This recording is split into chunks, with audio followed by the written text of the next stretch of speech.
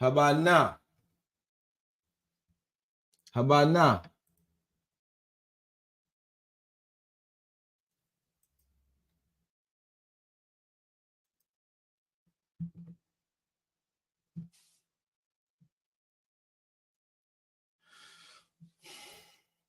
So we over here. What's up, word buddies? Yes, we back again. I'm sorry about the sound delay, but we coming. Hey, listen, we working through these things. These technical difficulties. These type of things happen sometimes. Sorry about the delay, but yeah, you know what's going on. Now, hold on. Let me just add this on the thing. Holla if you hear me. Let me know that you can hear me because we in here. Oh, this is crazy though. How about now?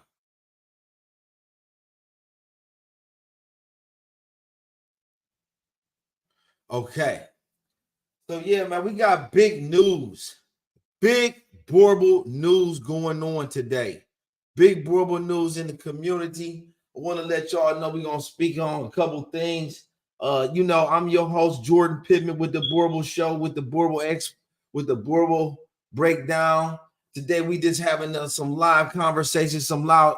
So we just going in today. We got some news, some things that's going on. We had a passing of a legend, y'all. Yeah, so we grieving,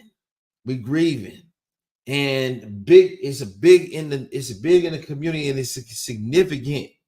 We lost Swagger today. Yeah, you know who that is. If you hip to Swagger, yeah, it's in the national news. We lost Swagger. That's the Cleveland Browns mascot. Actually, it's Swagger Jr. It's a bull mastiff. Prematurity, 6 years old. Only 6 years old. Let me show y'all some pictures of this dog. It's interesting to me because we go to the same vet, and I've seen the dogs there. I've seen them. I'm familiar with the dogs. I've also entertained several of clients of theirs. Yeah, it's rough, man. It's rough. You know, anytime that you lose a dog, it's something that you got to go through. It's one of the things that we hate to talk about. It's one of the hardest things that I've ever had to deal with. And it's some dogs that I done lost that I just still ain't got over. And it's just part of life that is one of the worst things, one of the worst things that we're gonna have to deal with. Uh, it's a blessing at the same time that we are able to outlive our dogs, but it happens. So Swagger done passed away, and it begs the question: what happened, and what is going on? What is going on? Why do these bull mastiffs? What's going on with the bull mastiffs? The bull, these, we thinking about the Cleveland Browns dog, the Cleveland Browns mascot. This is the dog that runs out of the tunnel in front of everybody right before the games, for the home opening games. This is the dog that's walking around with the jersey. Let me show you all for reference who I'm talking about, so you can see what I got. What I'm for yourself exactly what's going on. You know, because this is significant. We ain't talking about your average Joe's, bull mastiff here. Forgive me. Here we go, right here. Here is Swagger, and he comes from a highly esteemed pedigree, a pedigree of who's who amongst bull mastiffs. You see the recognition and the honors that he's achieved. When you see these, all of these ribbons, every single thing. Look at the sound confirmation. You would think that this dog, of course, if it's going to the Cleveland Browns, the test and his health been vetted right to the wazoo. He can afford. They sparing no. I mean, come on. The Browns is associated with Cleveland Clinic, one of the top hospital systems in the nation. You know they can afford the best care for the dog, right? He go to the same vet that I go to, one of the top veterinarians in the nation, right? So I know he's getting the premier care, right? This is a look. He coming from a highly esteemed pedigree.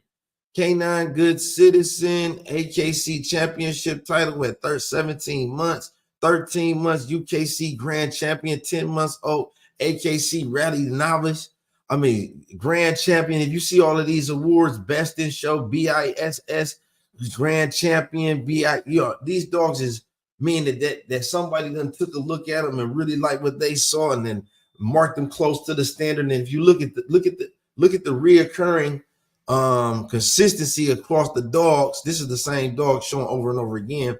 But if you look at some of the other ones, I mean, they all has got basically the same exact identical look, right? They breeding true to form, time and time again, through and through. Case in point, you see this same, even down almost to the white patch. Okay, not very much variation whatsoever. You see it straight across the top, conformationally sound. They're able to reproduce this to the T. Shout out to them. You know, no shade, no shade. You know, this takes years to develop, hundreds of years, in fact.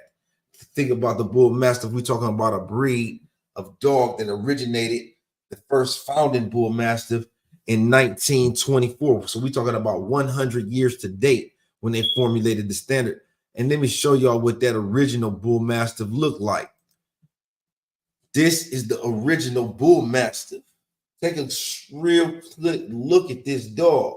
Take a real strong look at this dog, right? Tell me what you see. Tell me what you see. Does he or does he not look like? What does he look like? Somebody tell me, let me know that you went here with me. What does this dog look like? Tell me that don't look like the Borbal. Tell me this original Bull Mastiff from 1924. Look at the physique. Look at the shoulders. Look at the length of the muzzle. Look at the height. Look at the thickness of the bone. Look at the development in the chest, the muscle, the mass, the thickness. Look at the top line. This dog look like he fit to perform. Look at this dog. Tell me that don't look like a Borbal.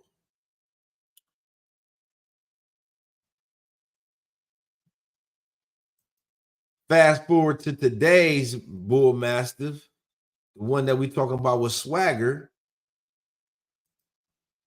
How do we go from this to this?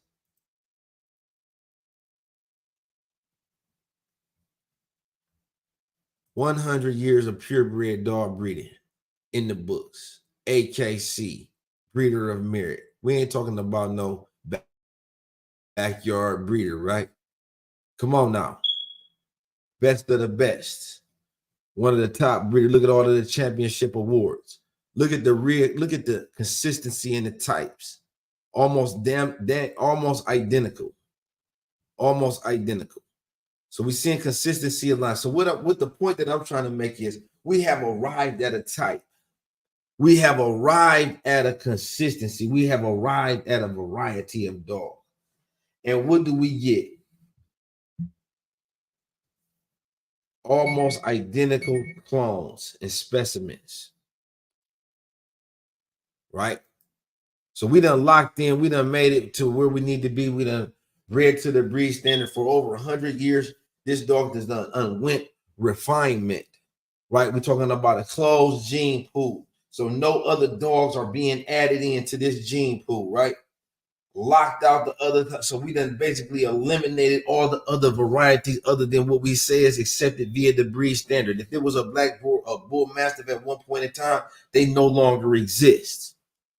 If there was a Bull Mastiff with the liver nose, if it was Bull Mastiffs with whites, they done bred all of those types and varieties out and arrived at this consistency. So the dog breeds true to form, and this is what you call a pure bred dog, a pure strain.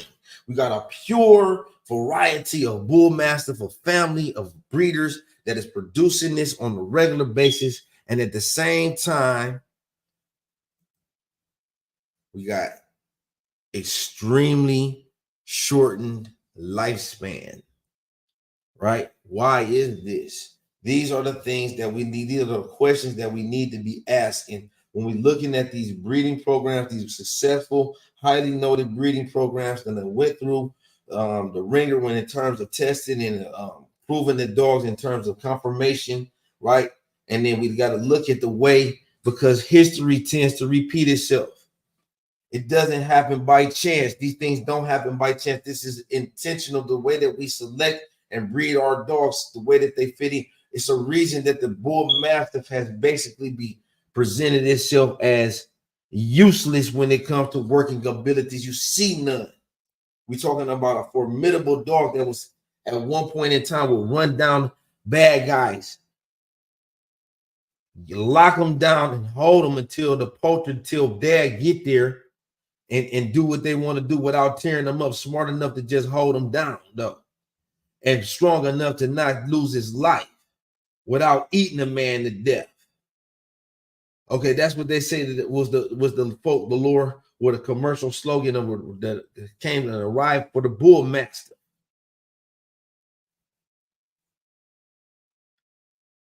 So every dog got a story to tell. Every dog got a folklore, a legend behind it that makes it so easy. That makes it everything that it's supposed to be to make you want to buy it. And see, this is what these dog shows supposed to do, right? Because when you go to this show and you get all of this CHISBISS and all of these different accolades along the sides of the name, that's the established value. So we're talking about the Cleveland Browns dog. Suffering. The best of the best of care. They go to the #1 vet service, and I see them there because I go to the same place. That's where I go to do my reproductives and stuff. This is what I'm saying. Clothes, gene pool, purity. When you start talking about, I'm curious as to how many of these dogs, because one thing that we know about the Bullmaster, when we start talking about purity, this is a beyond me. When y'all can help me understand this, because it's something that I'm trying to understand. Is how can a Bullmaster arrive at purity or be established as a breed when it's a cross between a bulldog and a mastiff? When does it become pure? If the original strain is a cross. This is the breed. This is one of the breeds that we have studied and it's also in the foundation of the Borbals.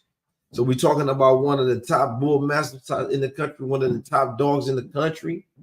We're talking about one of the top families, one of the dogs that it was chosen to represent the Cleveland Browns for whatever that's worth, because the Browns ain't doing as good as we would like for them to do, and they haven't done that as well. And maybe that's part of the problem. They got the wrong mascot. Because when I seen Deshaun Watson and I saw the coach and everything, when I saw him, they was blown away, and all of the fans were saying, "This is the dog. The Borble needs to be the mascot for the Browns."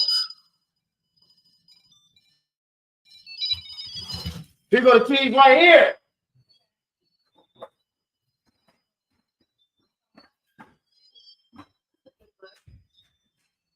You ready?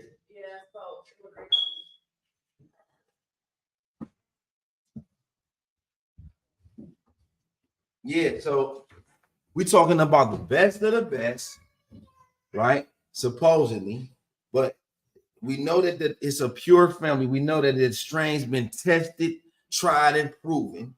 We know that Swagger, the original Swagger, passed away. What's going on with bro? We know the original Swagger passed away. We know the original Swagger passed away at 5 or 6 years old due to cancer. He only served from 2017 to like 2022. Then he retired and was replaced with his son. And then we had his son for only 6 years. 2019, what is it? 2000, yeah, 2000, he's 5 years old, 2019. So, okay, we see what's going on. We got a reoccurring theme of shortened lifespan. That's letting us know we're getting close to the end of the bloodline. It's time to freshen it up and spice it up. Sorry, I feel sorry for the people that's involved with the Bullmaster community that got to go through things like this. But that's what we over here in the Borbals, in the Borble lane. This is one of those things that we keep on saying because we got this abundance of health with the Borbals. One of the things that we say, it is one of the most healthiest of all dog breeds. Of the all dog breeds, is one of the reasons why it's one of the best. It's one of the most athletic of all the mastiff breeds. And we don't suffer from shortened lifespans. 6 years. That's really a tragedy. Hey, y'all, I'm sorry to hear that of the passing. Listen.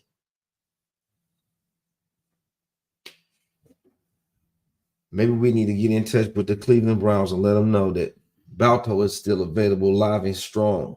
And he a great representative. And look, That might be what we need for the Browns right now, because the Bull Masters ain't cutting it. They falling. They ain't even desirable, and not knocking them. But I would like to see people make some changes, right? Because based off of the research that I'm finding, some of the things that I'm finding is appalling. Dog breeds are unregulated. Dog breeders, they don't even have genetic programs for preserving dogs. Is because basically what happens, bro, that's a good question. Why ain't they trying to improve the Bull Masters, right? Basically what's happening with dogs is because the jobs that dogs were supposed to perform. For example, the Bull Mastiff was supposed to be some security of the diamond mines. But nowadays, the technology and industrialism has replaced the need the dog to serve its purpose. We got armed security, we got night scopes, we got night vision, we got drones, we got all of these different things. We got machines, we got harvesters. We got industrial style livestock farming, right? We're talking about factory farms and stuff, right? All of these things going on have basically eliminated the need for the dog. This thing we out hunting at night, right? They got night vision, they don't even take the guns. So like some of these hog hunters nowadays, they're not even using the dogs to hunt. They just riding in helicopters and mowing them down, eradicating dogs. I mean, his dog has become an essential aspect of life. So there is no need to improve the Bull Mastiff because it's serving its purpose as a pet, right? So any dog doesn't have to have these abilities. We just say, look, it should fit in the way that this look. That's how it's supposed to look. This is what we're looking for. We want something that looks like it's a picture that we have in our mind, because we are able to say mine's is better than yours because mine's looks the way that it's supposed to look based off of this definition in what's known as a breed standard or somebody else's definition as the dog. And now we've been misled to believe the wrong things. And this is the whole point of what I'm saying about this. Why we have to show and prove the whole point of the United Borbal Club, what we got going on with all of these different clubs, this everything. Listen, y'all, I got to tell y'all something because things are going on right now.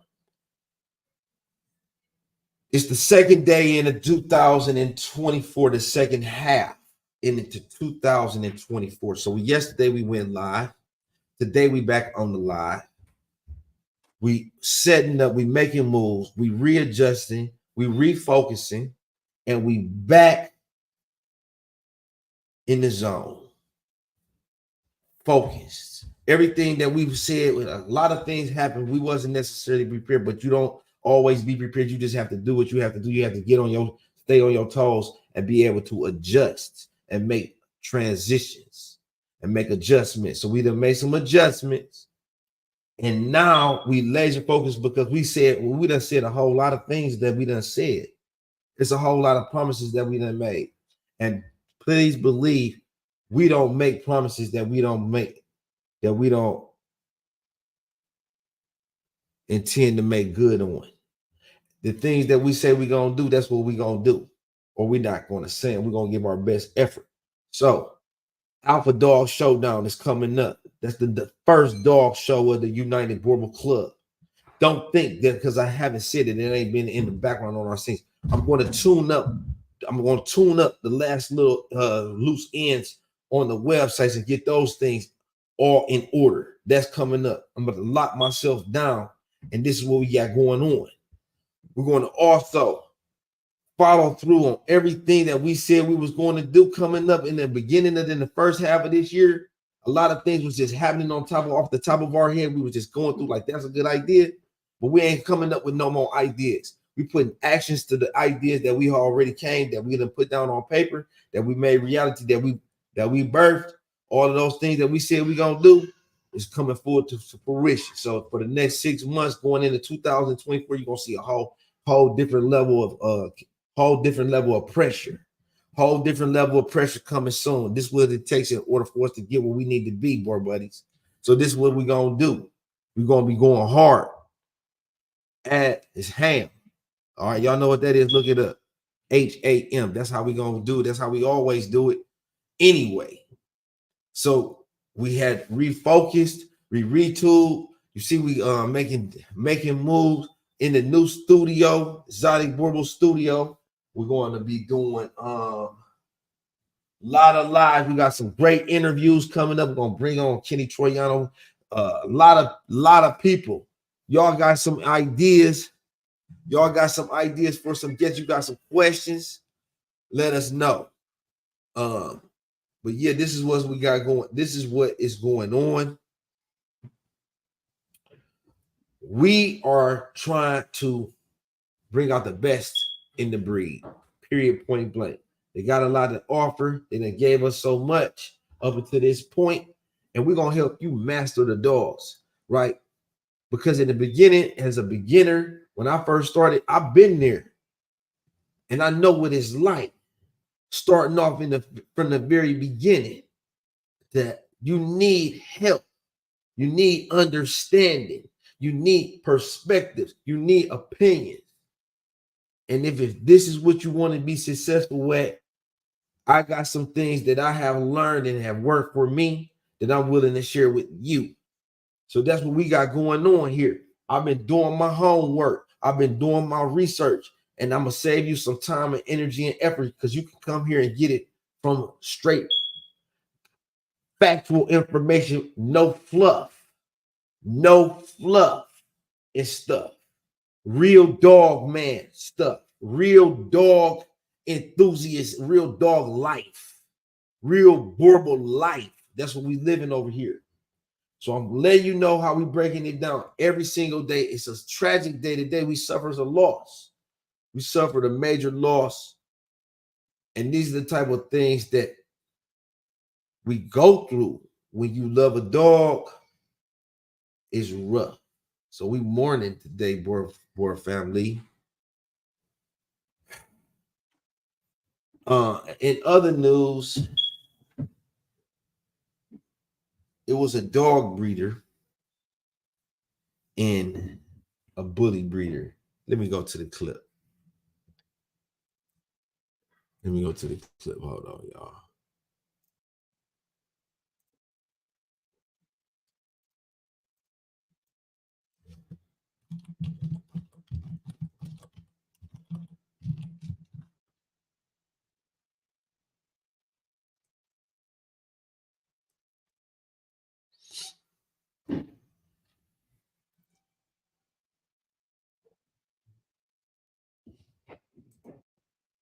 So in the bully world, it's been going so crazy. Here we go, right here.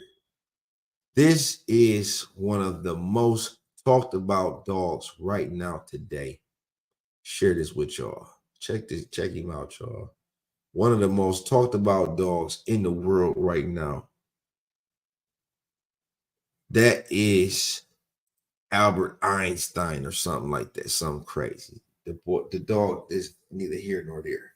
But what's happened with this dog is some guy allegedly paid $300,000 or something crazy for this dog. First of all, yeah, $300,000 or something crazy, and then or $100,000 or $30,000 or whatever. If they paid 1,000 pennies, it's all the same to me. This dog cost a lot of money. I don't know exactly how much. I'll say that. I know it costs more than it's supposed to. And then come to find out, the paperwork has been falsified. Wow. They done charged 50 or 60 people stud credits for this dog. The people have been buying stud credits. So they paid a lock-in fee, and then when their dog comes in heat, and it's really interesting. These bully breeders are innovative in so many ways. So you pay your money up front. They say, okay, well, I'm gonna let the price. I'm gonna take 10 people at 1,500, 500 to lock it down at that price for 1,500. So 15 people lock it in at 1,500, and then the price goes up because they had, want to kind of control the flow of the dogs, how many dogs is available of their bloodline, and so on and so forth, which is kind of crazy to me because if you're thinking about preservation and preserving the bloodline, the more replicas of a sampling of the bloodline that is available, I feel like the better, because now you're able to bring it back in, and then the traits or the desired traits should be there somewhere intact. Is the likelihood is increased when you're talking about offsprings and gene pools, right? You want to have a lot of different variations or a lot of different styles of your individual strain. That's my personal. That's why I breed about to a bunch of different dogs. Where I breed a stud dog like Cairo to 5 or 6 different females, and then take a sampling of 60 different varieties of Cairo, and now I can really see what is he producing regularly. Do I like this? At first I start off with a litter of 15. That was the first litter. Then we go from the litter of 15 and we analyze in each different puppy. We watch them into adulthood. We breed Cairo to 2 of Coda's daughters, Remy and Pancake. Then we breed them to some other daughter, another sister, which was a daughter of Feeny. So we got 4 different breedings of Cairo. Basically, what I'm saying is I like to get a large sampling of dogs, and then I'm able to analyze what is this dog reproducing on a regular basis. And then, especially if it's a dog that I really like, now I know I can take this dog and I'm trying to improve this dog or this bloodline with a different sire or a different strain or different additives or different some things that are taken away from certain aspects that may be too extreme. And we trying to just bring balance to the totality of the dog when you're talking about a massive dog or especially with a male. Oftentimes we look for these monstrous males, and we want these exaggerations, the big head, the bigger chest, the biggest bone, and the muscle, the impressiveness that a male brings to the table. That's what we want. But at the same time, that still has to be refined and fine-tuned. You don't want to because big dogs fall apart. Remember, I said that first. Big dogs fall apart. Yeah, so that's what I'm saying, man. I wouldn't pay 1,000 pesos for the dog. But to each his own. I'm not knocking nobody for that. But these guys what they have done, though, I'm jumping the gun. They have where they try to control the amount of breedings that the dog does. So they put the stud feeds in the lock-in. Bruh says uncut from the DJ.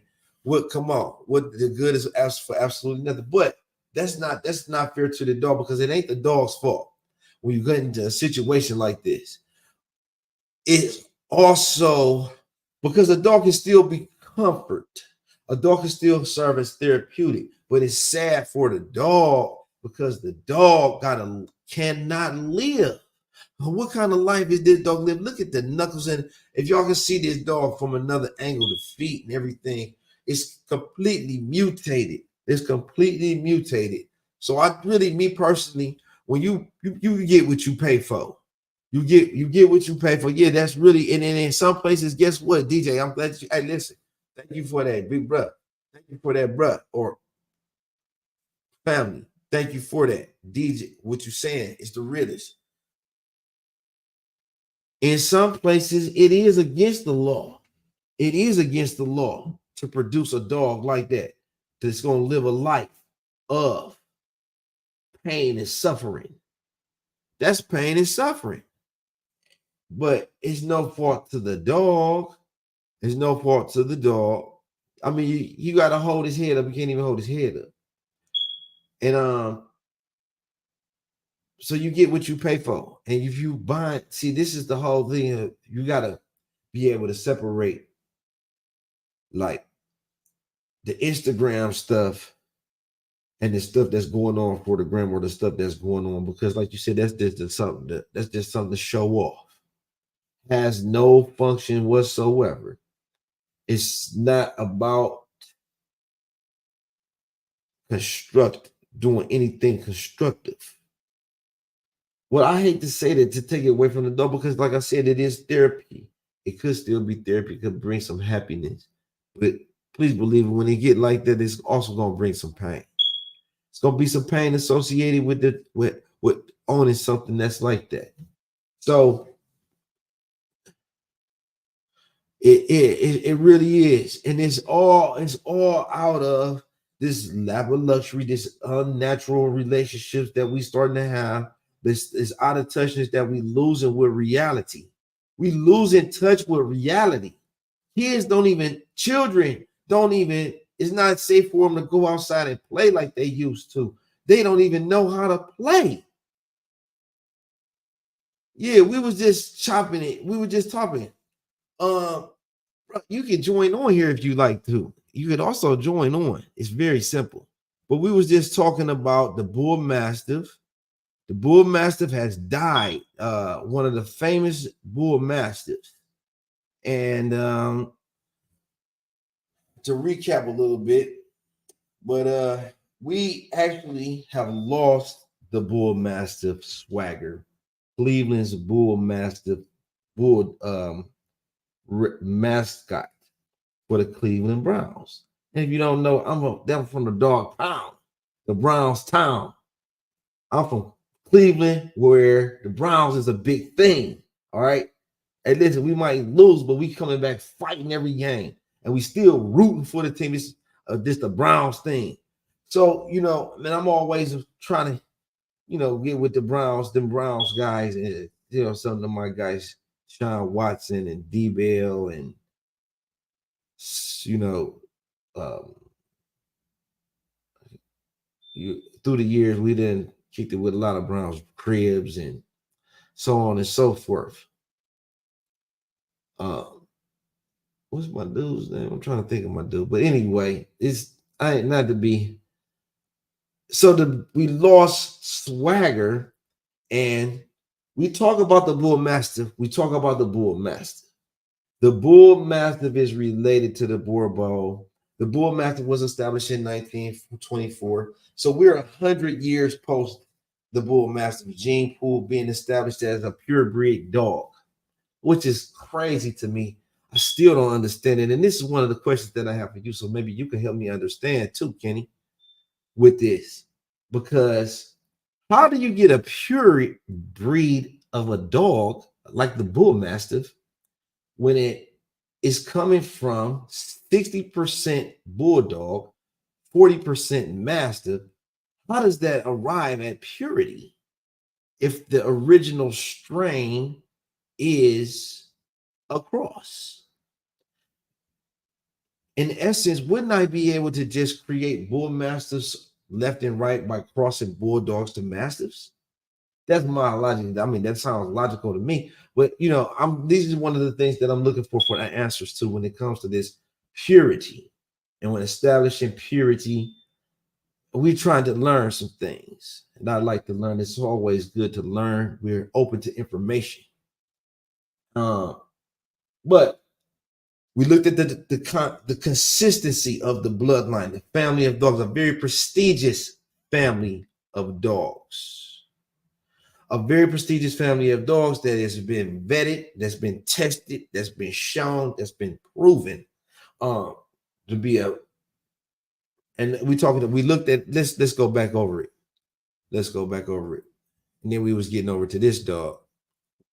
But let me go to the bloodline of the actual dog that we had talked about.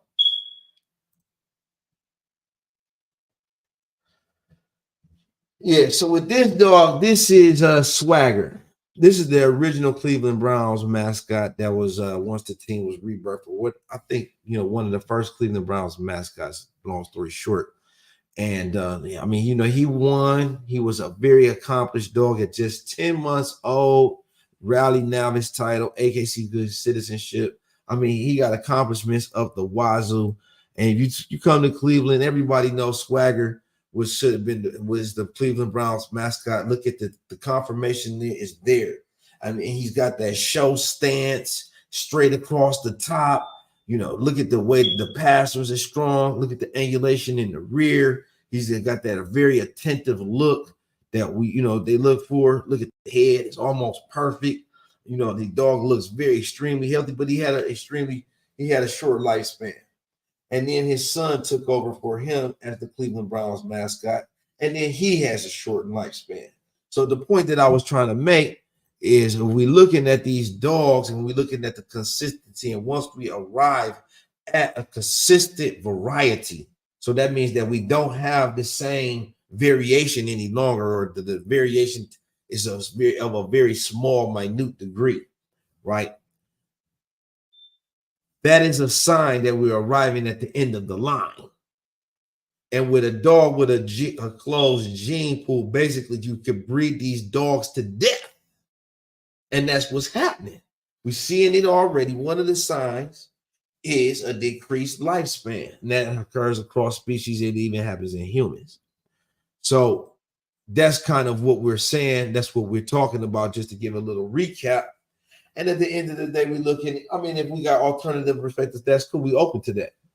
But we going back and forth and just kicking it about the genetic, the gene pool that we have, where we're working with, because one of the dilemmas within this breed is the fact that we started with only 72 dogs.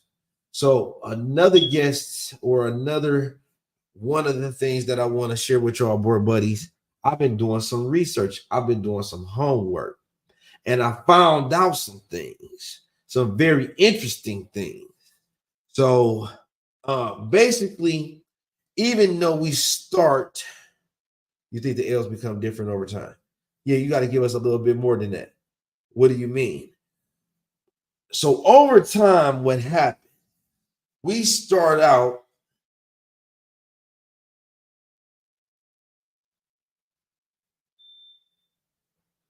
okay, right. So we have purity.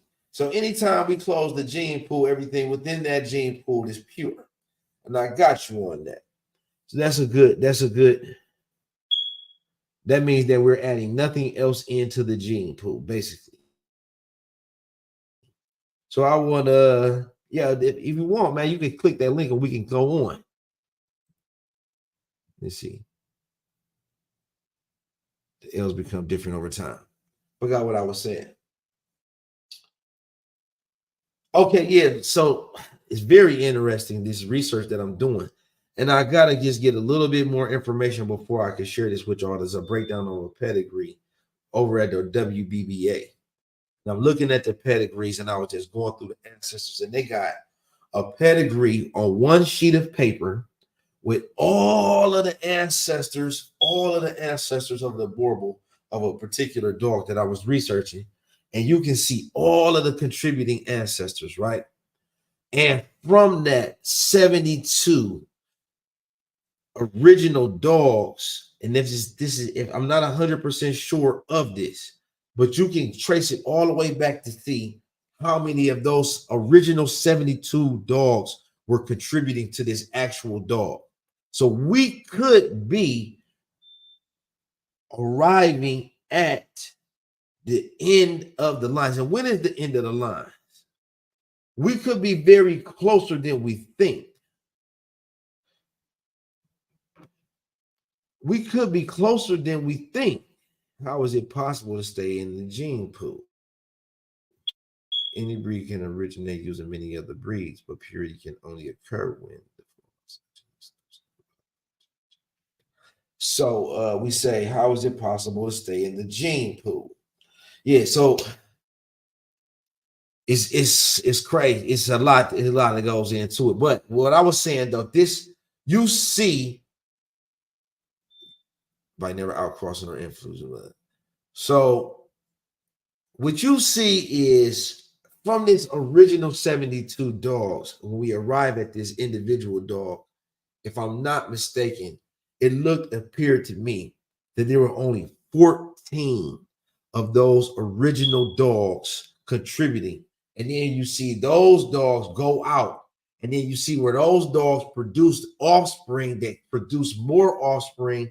And even though, so we start out with 72 dogs, right? But that 72 is not really 72. It's actually only 14. And so that means that the gene pool that we are thinking is extremely wide and containing many different variants. But when we start talking about the desired dogs, we start talking about the champion dogs. We start talking about those dogs that are well-known reproducers. We start talking about the preferred bloodlines, right? When we start talking about these preferred bloodlines, now we're talking about only 14 of those original. I gotta get back, but this is basically, I can't believe, I'm not 100% sure that this is right, but this was amazing to me. And then it shows all of the different dogs that came out. So you got this explosion, and it's kind of like an illustration like this, where you start out with, okay, you start out with this many, and this is 72. I don't know if you can see this, right? Hold up. Got little artists. So you start out with 72. This whole line is 72. But it's not really 72. It's actually 14. So we're going to say we got 14 right here. These 14 dogs are the contributors. And then what they do is they breed to each other. And then they produce a bunch of different dogs here. And then from those dogs, it goes down. So you start getting dogs like Rambo, you start getting dogs like Drifter, you start getting dogs like Benji, you start getting certain dogs, right? You start getting dogs like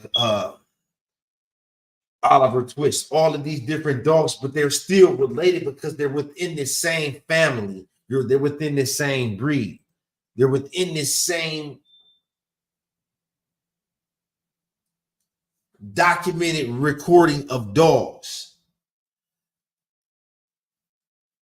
So the evolution of a breed is happening, the refinement, like he just said, by us never outcrossing or infusing our line, particular with this dog's bloodline, because it was not a dog that was related to the black dogs, does not have any of the black dogs. This is deliberately on both sides. It doesn't have any of the black dogs in the bloodlines. So it was amazing to me how many dogs that were produced from this original 14 dogs. And then those dogs interbred within each other. And it was just like it was just amazing. It was just amazing. So it was like all of these dogs, it was like hundreds of dogs. And think about it, it was the full recording of the history from the very beginning at 1983. Some of the original dogs from 1983. It goes all the way back, all of the ancestors. And then some of those dogs, you can see how many. This is amazing. It's just amazing. So think about how many generations and how many different offsprings and combinations. So think about it as a different combinations, mathematical computations. How many different ways that you can arrive at 1,724. You could do 1 plus 2 to 1,000. Let's say 15. You're trying to arrive at 1,000. So you could do 999 plus 1. 250 times 4. These are examples of combinations that arrive at 1,000, and these all numbers are interrelated. This is the gene pool. This is a representation of the gene pool in my estimation, but I'm trying to explain it the best way that I can. And I'm still learning. I'm still doing my homework, but this is what I have learned so far. And this is a controversial thing that we got going on within the breed, and what we gonna do about it. Board buddies, y'all got to talk to me. Let me know something, because my answer and solution is a performance evaluation, running the dogs, testing out their systems, testing out their cardiovascular, testing out, evaluating the health, analyzing the health. Can the dog reproduce naturally? Fitness for breeding. These are leading to the total pet. I'm from the old school natural way. I don't believe a dog's supposed to poop where he lay. I think he should go way out somewhere yonder somewhere where that's where the way it's supposed to go. But the new style and it's a lot of different things are changing. And I think that's a part of the problem. We losing our natural essence of who we really supposed to be with the dogs. We're supposed to be one with them. Instead, they're not just locked up, but that's a whole nother subject. What y'all want to talk about, board buddies? What y'all let me know something. Let me know something what y'all want to talk about. But that's what I felt was news that we could use.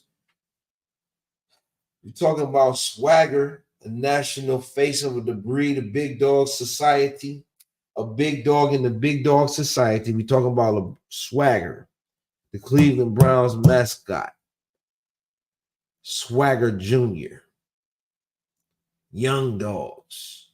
Lady came and get a dog from me, had one of their dogs, and her dog had passed away. Right? And I'm giving it to her straight. Like, this is not a bull mastiff. Right? And I'm going to be myself. And if you judging me or the dog, right? Because I'm going to be who I am. Don't worry about me. I'm fine. Look at the dogs. That's what you came for. So they chose to go with another bull mastiff. I don't know how that worked out for them. But I did hear through the grapevine that they ended up going that route. And I ain't mad at them because I know that's probably the best thing for them. Because we got real dogs over here. Real dogs, just like man's best friend. Real best friends. We're buddies. We just was hanging out. It wasn't nothing too serious.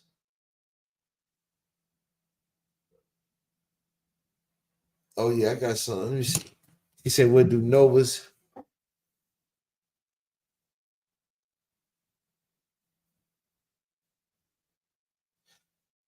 Here is Mr. Wrinkles.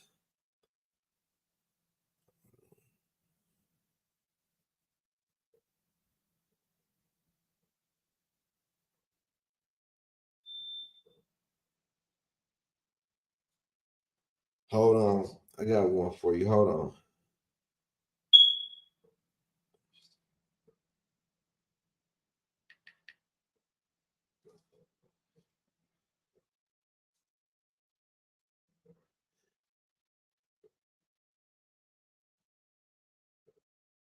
That's the one that was Wrinkles.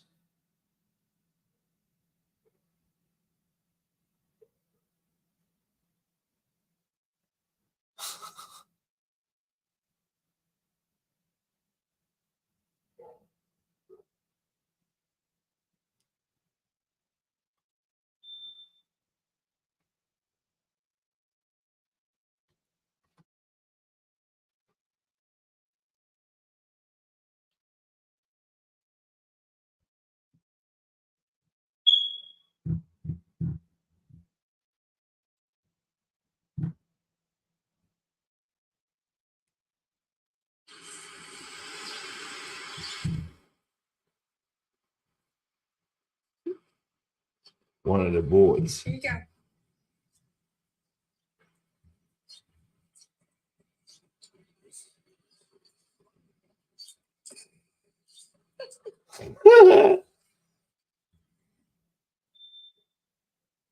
Living a good life.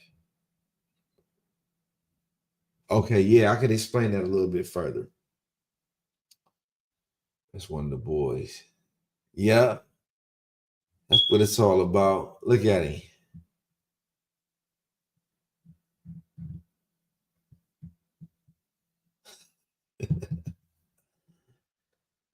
So, okay, that's a good question. Do you think Border breeders would kind of incorporate? Okay, so yeah, that was Adams was speaking to this dog. Do you think horrible breeders will incorporate other breeds into their breeding programs to exaggerate the breed as far as this weight, etc.?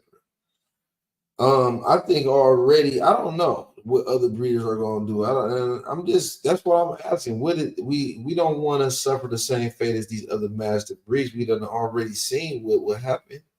We know what'll happen. We saw this before. It's not nothing new. History repeat itself. We doing the same exact breeding process. So what are we gonna do? I think if you look at one of the things that I like about with the South African Bull, when we talked to SAV's representative, the reader Nico Killian, he talks about the developmental register, and he said that one of the things that they do in South Africa is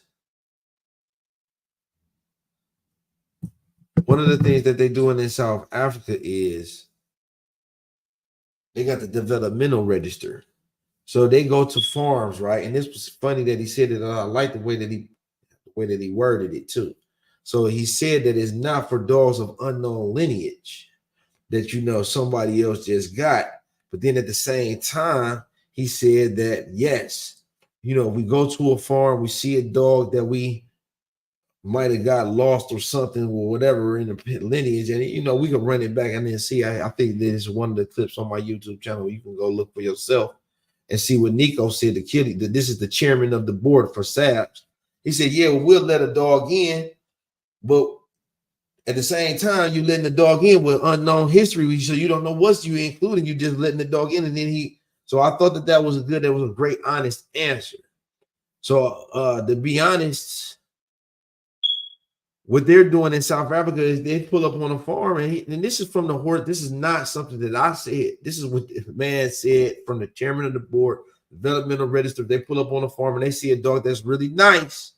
They can add something to the breed for whatever reason that they feel that it needs to be included.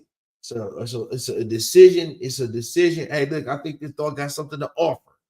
Right? For whatever reason, it could be it could be a better running dog, a better jumping dog, a better mother dog, or whatever, because they say in the board was a land race. So this dog is coming from unknown lineage. It could be a soup hound. It could be a village dog. It could be having, but if they say, bam, that dog looks good, it's a Borbal. It's a dog off the farm. They'll put it in there and then they'll go ahead and then they'll include the dog for whatever reason. So here we go again. Do we know why they only picked the 14 of the 72? This is, yes, thank you, Shelly. The puppy definitely spoiled. But listen, so this is what's happening as they continue to move through the breed. What they're doing is they refine. So we got 72 original dogs. And then we got people that we bringing them dogs to the shows. We bringing the offspring to the shows. We bringing the progeny to the shows. And then we saying, okay, that's what I like. Every breeder got a preference or should have a preference. And some people saying, well, yeah, you know what? I need a dog that's a little bit like a big dog. I need a dog that's a lot taller. I want a dog that can run and jump over a 6-foot fence. I like a dog that, or whatever. I want a dog that's got a thick neck so he can pull some cart or whatever, right? Every breeder got a preference. So this is the selection process. This is why they picked the only 14 of the 72. These are the contributors, the founding of this bloodline, of this family of dogs. This is a preference of the breeders. Every breeder got an eye, or they might be breeding towards a specific goal or a specific type or specific variety. And so they're looking and they're finding their ideal dog. And so they got these 14 dogs. Everybody would, and see, that's what I was saying in the beginning. One of the points that I was trying to make was kind of the reason why I got bored with the pedigree research with the Borbal breed, because it only goes back so far. You only got 72 original ancestors, 72 offspring founders, and then you only got so many contributors. Everybody is using the same dogs. For real, if you think about it, everybody is chasing the same dogs. Jansu's Dancy, Jondrabos, Lurina Mac, Jansu Dancy, Jansu Catherine. Those are the founding dogs of the Borbal breed. You see these dogs reoccurring, so you only got a very select sampling of the gene pool. But then what happens is you got, and this is why I say that the Borbal is special and one of the most specifically best bred dogs that you're going to ever have, because we got this inclusion of this dog, of this native village dog, right? So this village dog that's got this need to survive, this will to survive, this cunning, this charisma that it takes. This will make a Borbal outperform any of these so-called quote-unquote protection dogs and so on and so forth, because it's got this inclusion of this tribal, this ancestral dog that goes all the way back to King Tut and the ancient pyramids. We're talking about this tribal dog, the wild dog, something like a dingo, and he done survived alongside the villager. He had to be charismatic. He had to be cunning. He had to be smart. And that's why he got to be alert. He had to be aware. He had to be useful. He had a purpose. He had the will to survive. He didn't have all of these paramedics, pharmaceuticals, flea meds, shots, vaccines. He didn't have none of that, right? And he only survived off what he was able to kill and eat, and or hustle up and beg up. So he had to have a purpose because food was scarce. Remember, the villagers ain't even eating every day. They got to go out and hunt. So come on now, you got to participate. You had to play a role in order to earn some chow for the night. But gone are those days. We living in a lap of luxury. Everything is about showing off as a pet and making you feel good. Well, you supposed to make the dog feel good too. You owe it to your dog to get out there and get busy in some kind of way. If you ain't doing nothing but telling the dog to come here, sit down, and stay. Right? Don't just be sitting up loving it. I'm trying to tell you the best that I know. That's all this is what works for me. Let me see here what we got. This is.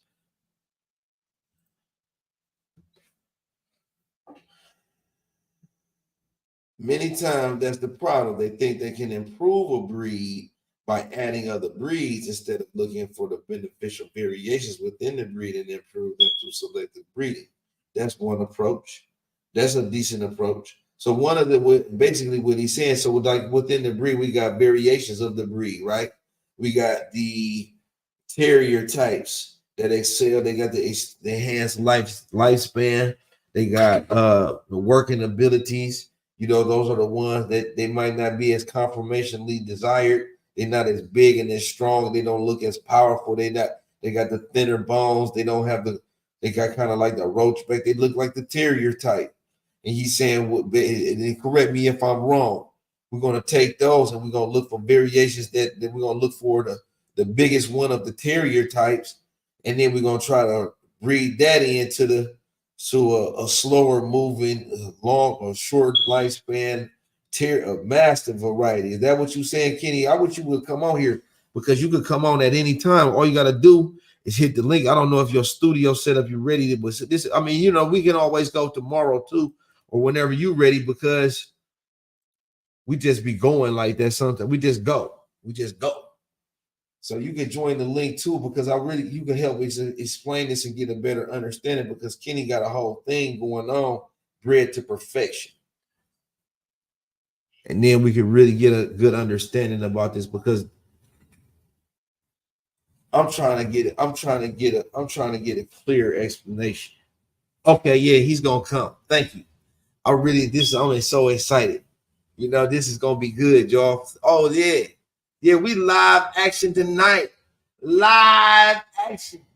So we're gonna Kenny's gonna give us a thorough explanation of what's going on. I hope that my microphone and everything is on and working.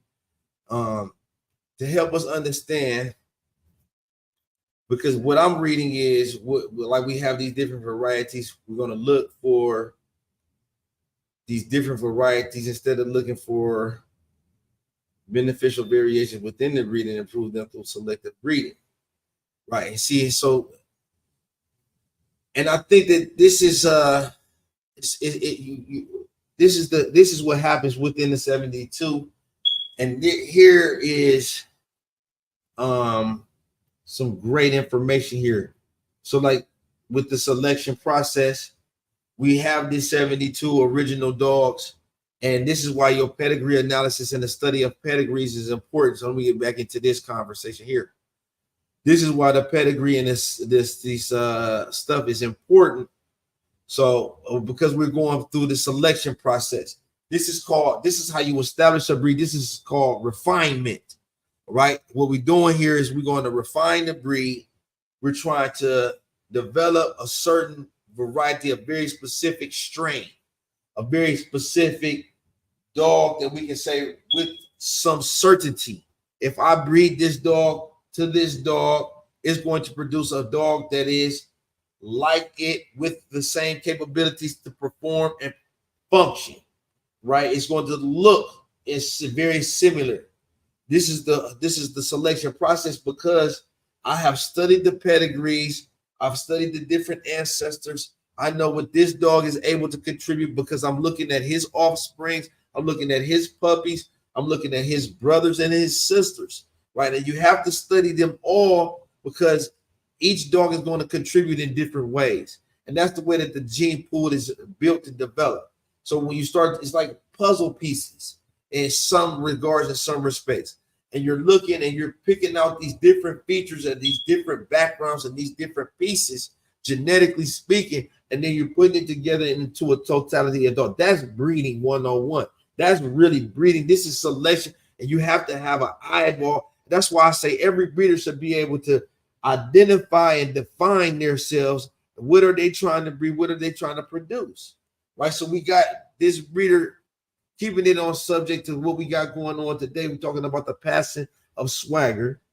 We talk about the passing of Swagger, one of the elite breeders, dogs of an elite breeder, elite class of dogs, probably in Westminster. When you see that BIC8, when you see that BSBIS is best in show, CH is champion, GRCH is grand champion. So let's go over here to take a look at what I'm talking about to give you a visual reference so you can see exactly what I'm saying, what's going on.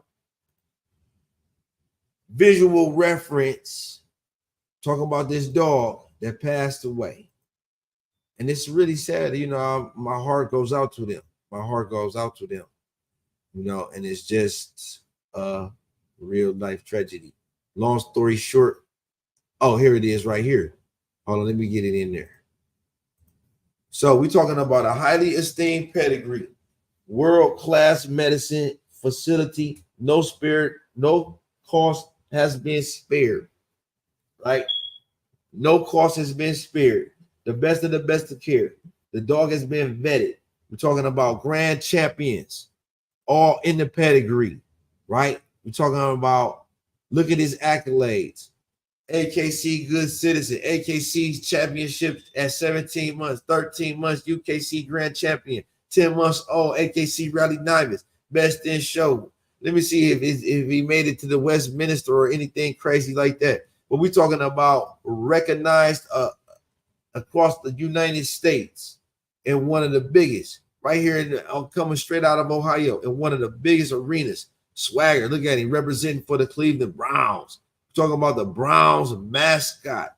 But look at this type though. Come on now, board buddies. Pay attention to what's going on. Look at the extremes. Look at the extremes. We're talking about, look at how he got away from this original dog. Look at how he got away from this original dog. This is the original Bull Mastiff. He looks a whole lot like the Borbal. Looks a whole lot like the Borbal. Look at the length of the legs. Look at the length of the muzzle. The broadness, the lack of broadness. Look at this, just a totally different, total different appearance.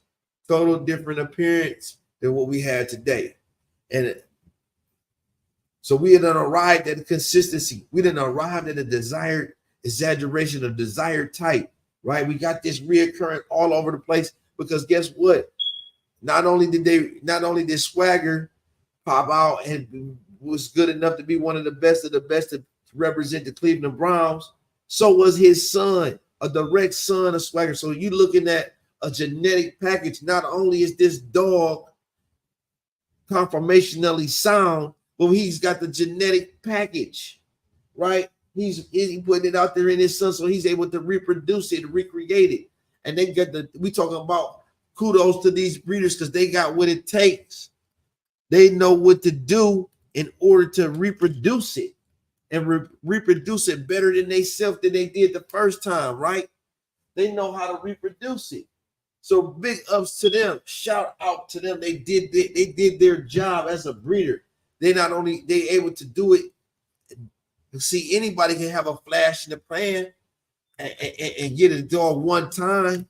But you know, the true measure of a breeder is what are you producing? What are you producing on a regular basis? What are you reproducing consistently? So they able to do it consistently. They did it on a regular basis. You know, I don't know how they connected, but look, I don't want to. I'm gonna attribute it to hard work. I ain't gonna say it's by chance. You know, they earned that until I know otherwise. It's skewed part of me. They earned that. They did what it take. They made the sacrifices. They did what it take to get there, and I gotta give it to them. I gotta give them credit.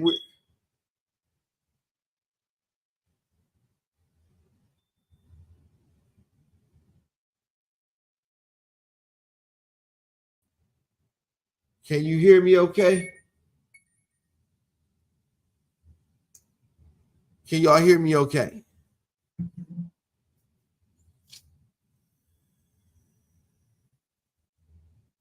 Okay, thank you so much.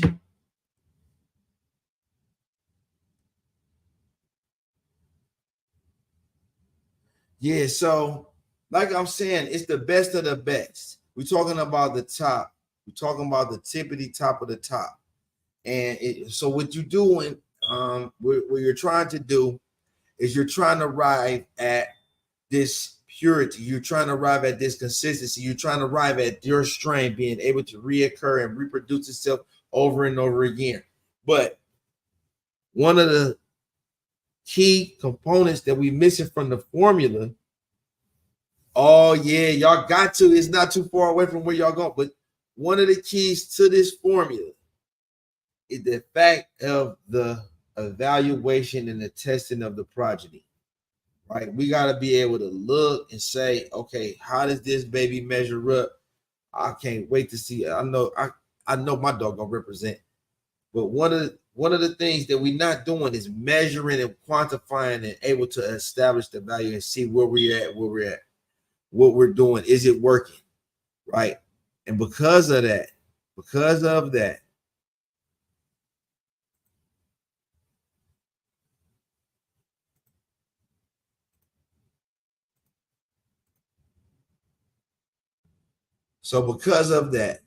happening? Can you still hear me?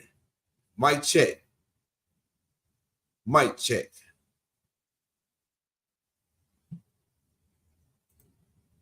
Because of that,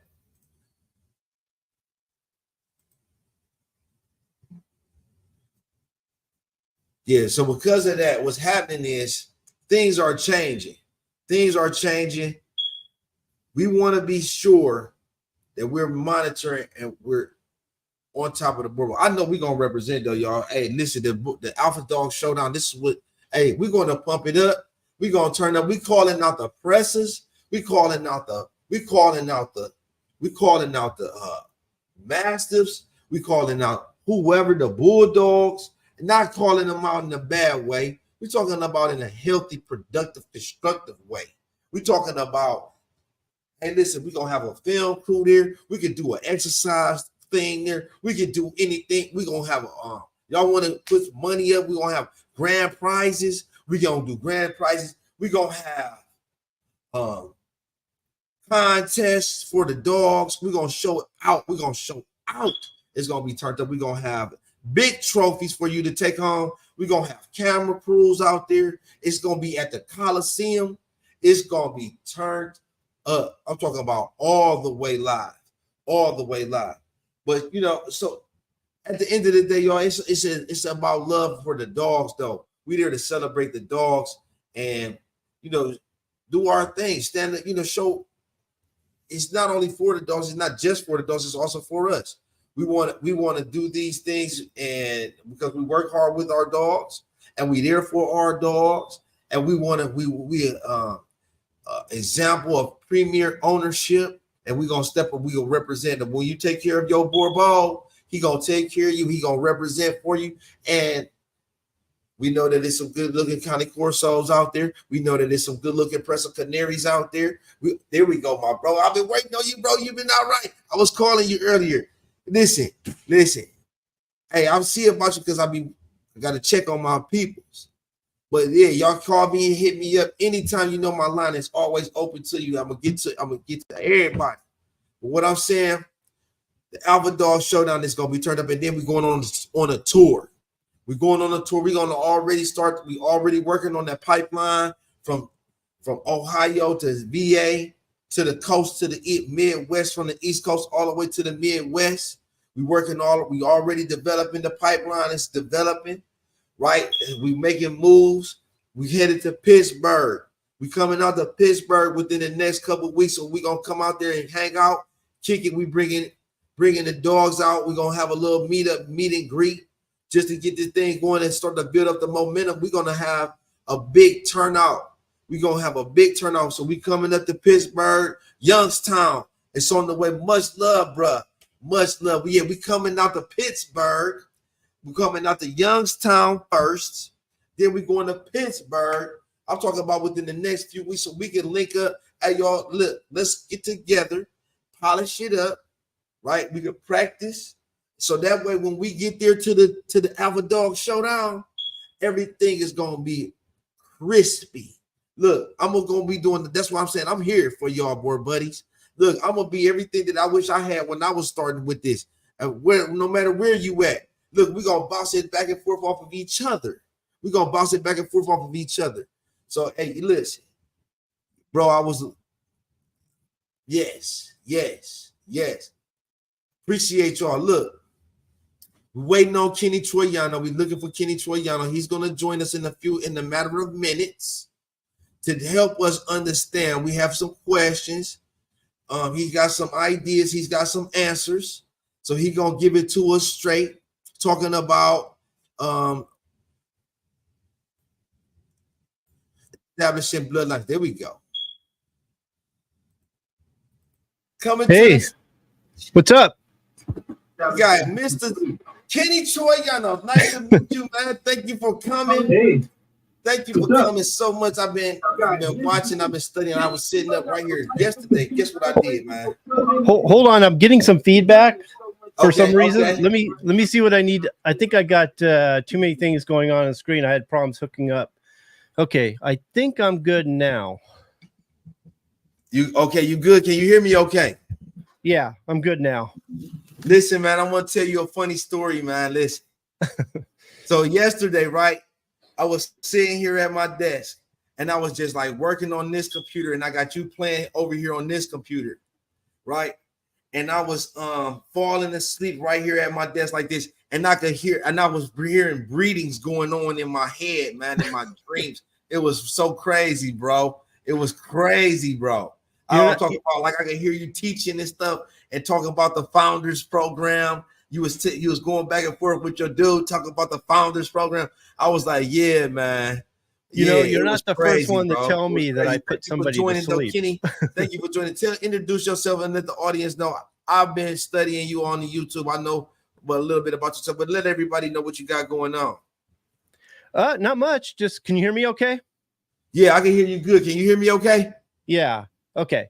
Not much going on right now. Just preparing for summer, and we have a lot of new shows coming out, and we're restructuring the schedule for our show and working with our members inside the Breeders' Academy. But other than that, you know, it's the same old, you know. Right. So talk to us about your history and you know, your experience, your background and stuff. Well, I'm not a dog breeder, but I have a lot of dog breeders inside the Breeders' Academy, and so I work with them quite a bit. And I started out, you know, I've been raising, you know, American Games since I'm 61. I've been raising them since I was a teenager, you know, and I had chickens before that too. But when I got out of the Navy, I started getting more involved with the game fowl and everything. And my daughter, she kept looking at all the poultry magazines, all the game fowl magazines, and kept reading the articles and kept asking me, Dad, why don't you do this? You know, you could do better. Because she's always hearing me talk to customers at the feed stores because they were sending people to me. And I just kept telling her, no, you do it. That's not my thing. And so my daughter actually did. She started writing articles for the magazines. She did it for like 3 years until she got into high school and got too busy. So I decided to kind of take over for her and help her out. I thought she'd come back. She never did. But I started writing for the Gamecock magazine, the Feathered Warrior, the Grit and Steel, the Poultry Press, all those magazines. And I did that for almost 20 years, and I ended up writing 2 books on breeding and ended up creating a breeder's a breeding program that turns out can be used for all types of animals, not just chickens. And started teaching that. I traveled the country doing seminars, teaching the program. Then we built the Breeders Academy. Now we teach it on the Breeders Academy. Now we have a podcast and a live show where we teach breeding. It just snowballed into something big, now we got a huge website with a lot of members and we're having a good time, Yeah. Because breeding is so important to understand. Breeding applies to, it's enhanced our lives in so many different ways. When you start talking about livestock, you start talking about plants. Breeding is used to enhance the size of the corn, the yield, the harvest, the disease resistance, the hardness to the environment. Yeah. All of these things, traits and characteristics selectively bred into our livestock, into our feed, into our corn, into our produce. And that's what makes us able to live this lifestyle of comfort and leisure. So yeah, it's a big part of everything that we do, believe it or not. And it's something that is often not taught and overlooked. You know what I mean? Yeah. We have breeders of all types. We have livestock breeders, we have poultry breeders, chicken breeders, dog breeders, you name it. We have fish breeders, like you said. We even have plant breeders, fish, all kinds of them. And it just snowballed into something really big. And we may all raise different types of animals, different species, and we may select for different things. And our animals may have different purposes, but the breeding process is basically the same. Yeah, we may alter and tweak it a little bit, but for the most part, the breeding process is very close to, being the same for every animal. It's like you guys. With birds, chickens, I can inbreed quite a bit and get away with it. It would take a lot to reach what you guys would call inbreeding depression. Okay. And I've got a lot of goat breeders, cattle breeders, dog breeders, you name it, pig breeders. And once I convinced them of how much, I think they all can be inbred. It's just a matter of how much. And a lot of people misconstrued what I say, and that I do promote inbreeding. But I'm not inbreeding all the time. I'm not inbreeding generation after generation, 10 generations down. There's a certain amount of inbreeding you need to do. Is like the comment I made in your thing there. You cannot create a breed, a strain, or a variety without some inbreeding. You gotta get to a point when you stop the flow of genes. Once you start bringing in new genes, you start outcrossing and fusing new blood. You change them. You shuffle the genes, recombinate the genes. They're producing unique gametes, which is producing unique offspring. So it's just knowing how much inbreeding you can use and how much you can get away with. So yeah, let me get some clarity on that. You saying inbreeding, right? Can you give us a definition when you're saying inbreeding? Well, I can break it down because I know you guys. I don't know where it started. If you look at all the Dead Man books, whether it's poultry or animal breeding methods are all described the same way, but you guys tend to use it differently. I've never seen it quite done the way you guys do it. So when I say inbreeding, now everybody could say that inbreeding consists of, father to daughter, mother to son, uncle to niece, aunt to nephew, cousin to cousin, brother to sister. That's all inbreeding. Anytime you're breeding within the family, that can be thought of as inbreeding. But the inbreeding that we are concerned with, and if you're practicing it properly, would be brother and sister mating. It's used for a particular purpose to reach a particular result. And knowing how to do it properly for how long is the key. Not inbreeding isn't for everybody. If you don't know what you're doing, I usually tell people don't do it. But it's the greatest tool you'll ever use to creating a strain, improving a strain, maintaining a strain. It's a tool. Now, you guys use line breeding as like uncle to niece, aunt to nephew, cousin to cousin, half brother, half sister. We call that even the breeding books call it in and inbreed. And it's it can be used for a maintenance program, but it's never used to improve a strain or a breed, because it just doesn't do the job the way it's supposed to. When we talk about line breeding, and you guys usually use line breeding where it should be in and inbreeding, we're actually talking about like breeding your common ancestor, the one you want is so good that you want to clone it to its offspring generation after generation until you reach a point when you feel like you've cloned it. Now, everybody gets all worked up over the COI, the coefficient of inbreeding, gets and worried about getting too close. But in the Founders Program on the Breeders' Academy, we have a mechanism that fixes all that. There's no reason to be scared of inbreeding or proper line breeding when you know the mechanisms can actually fix it.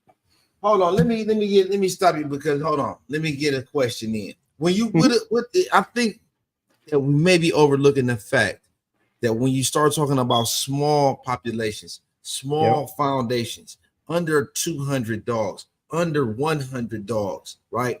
That's already within itself. When you start talking about evolution of the dogs, as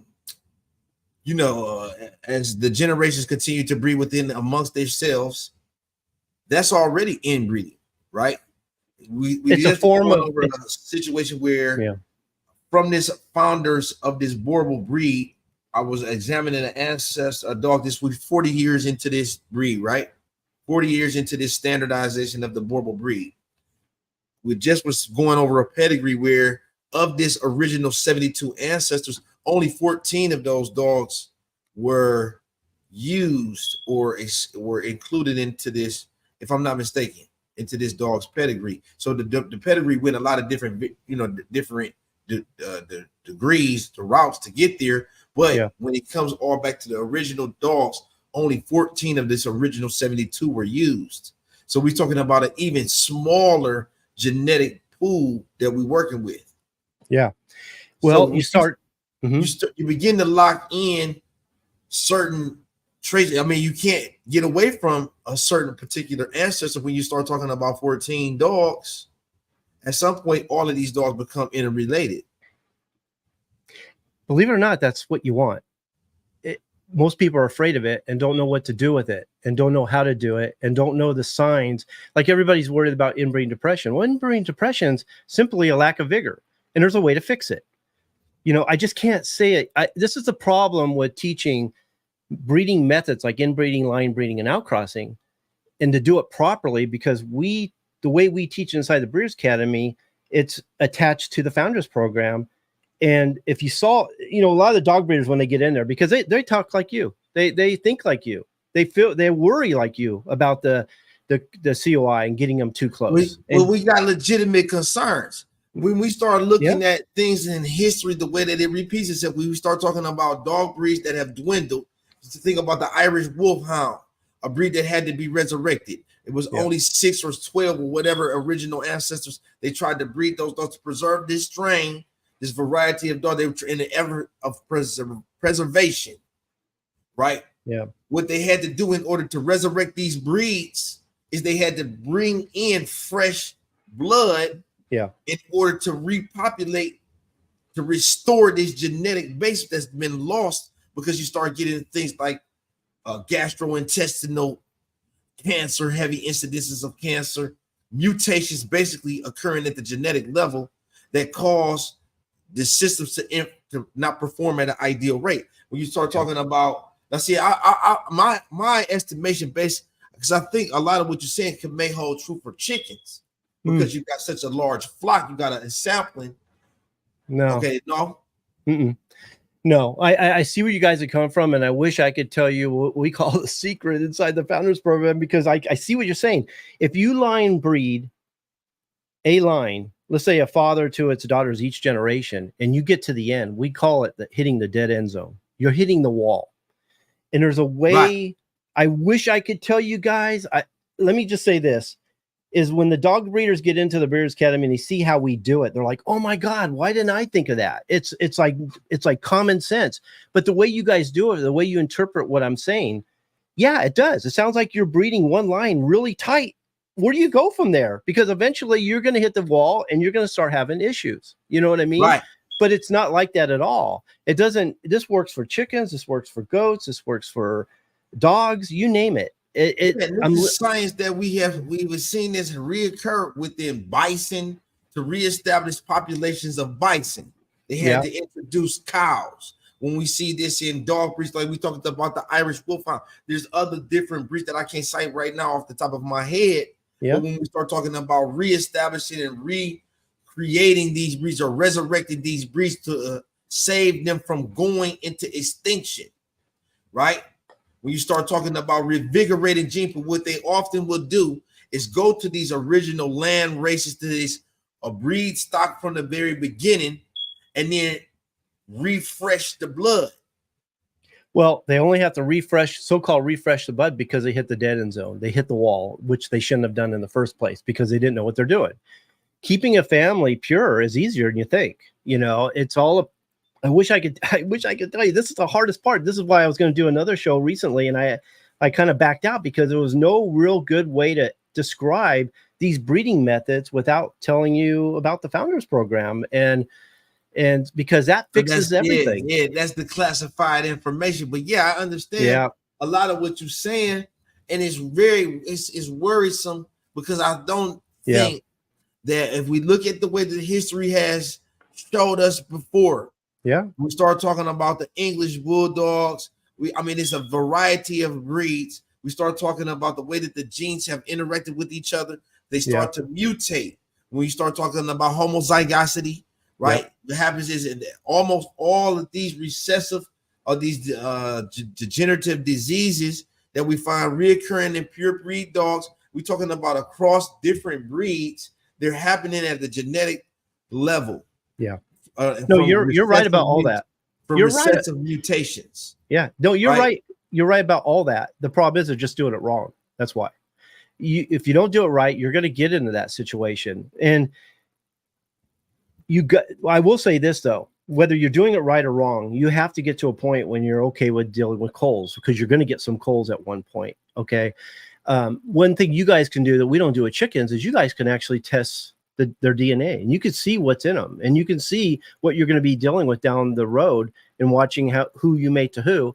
And if you are going to outcross and you're going to bring in new blood, you can even check out their bloodline to see what's in them and see if it's worth doing. Because so what you're saying is partially true, because yes, you can genetically test, because there's 665 or 660 whatever identified genetic defects.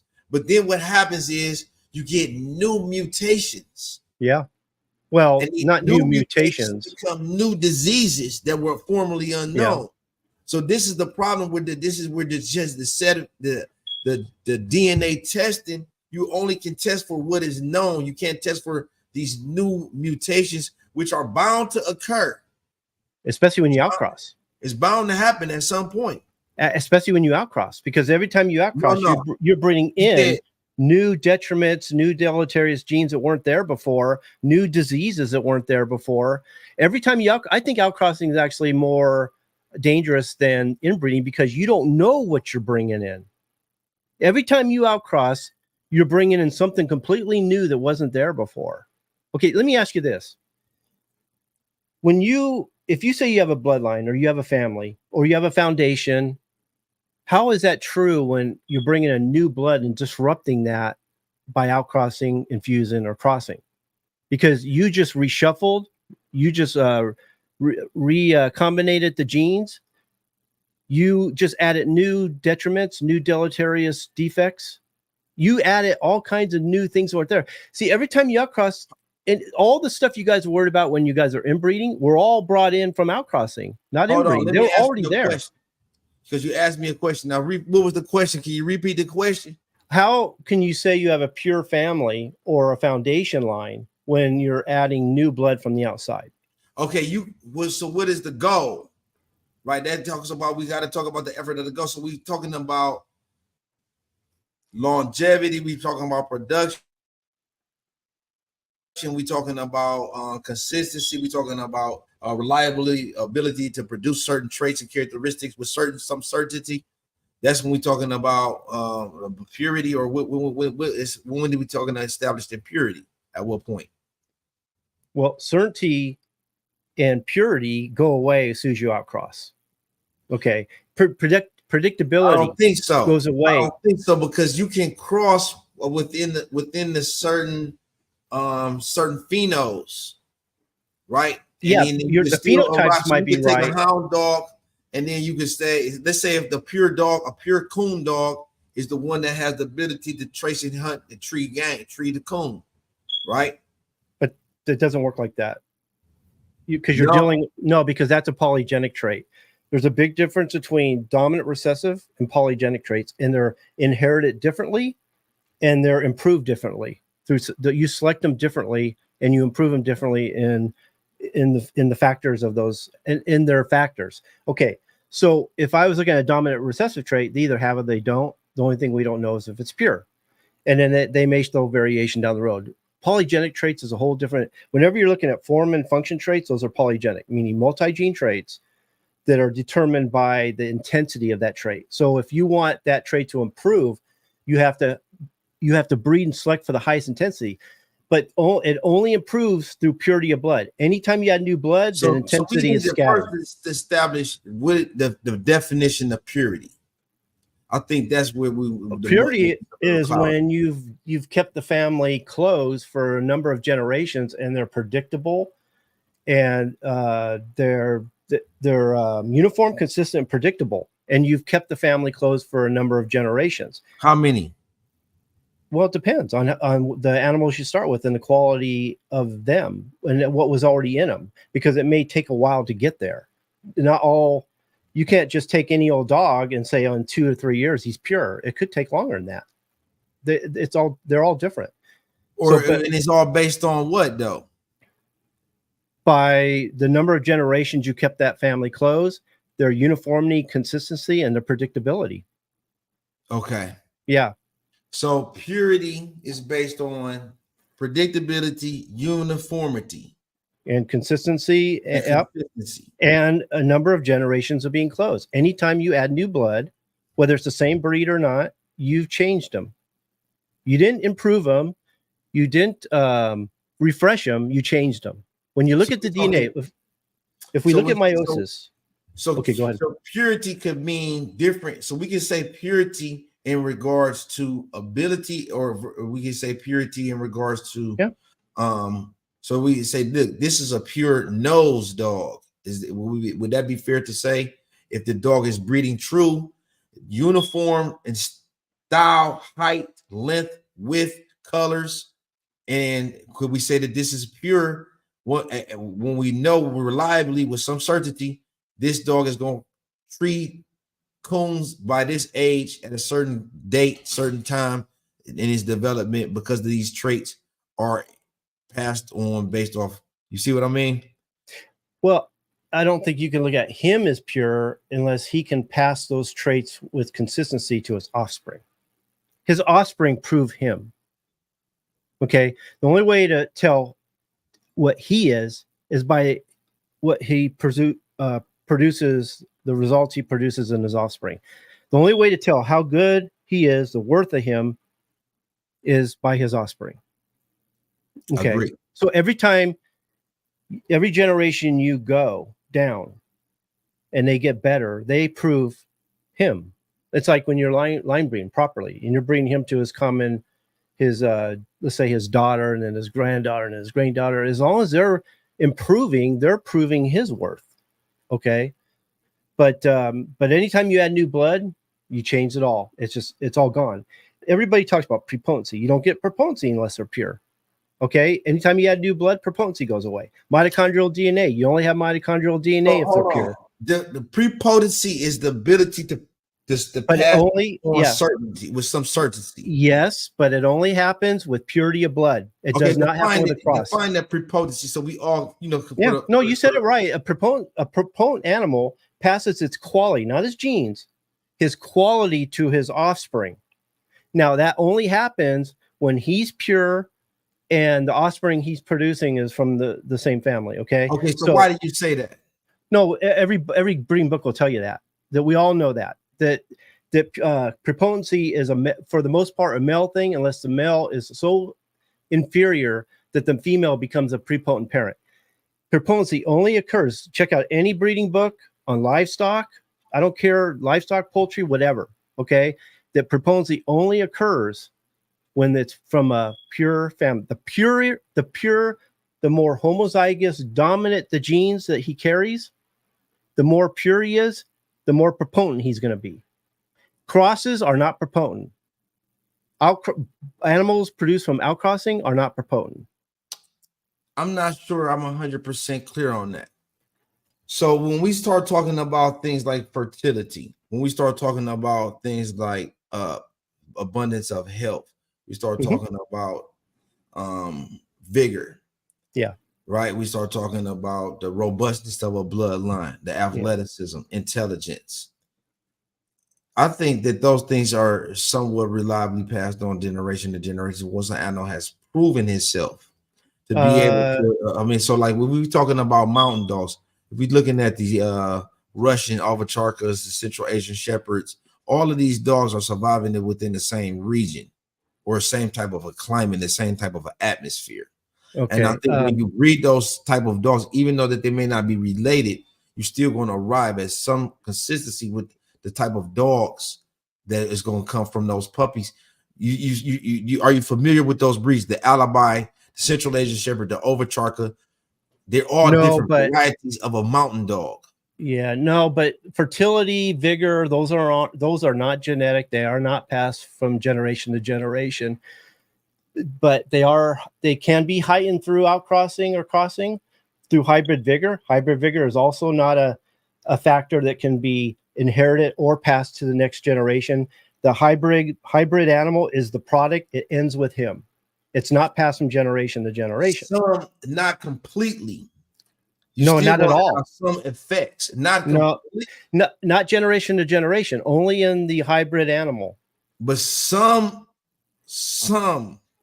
will remain though, because that's how they restore breeds, Kenny. No.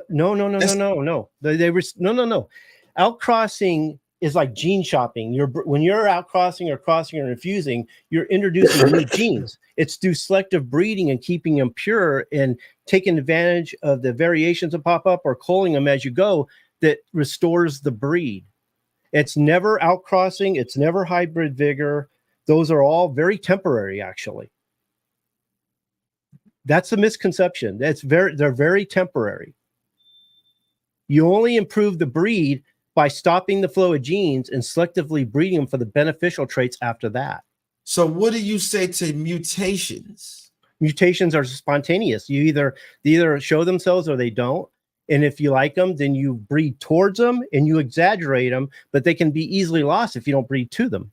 So when you start talking about homozygous on both sides for an individual gene, and when you start doubling up on that, and eventually it becomes a pure, like you said, all across the board, you can breed pure to pure to pure to pure to pure indefinitely without no issue, is what you're saying. No, I'm not saying that. I'm saying like the method on the Founders Program, you can't inbreed or line breed forever. You will hit the dead end zone. You got to know what to do.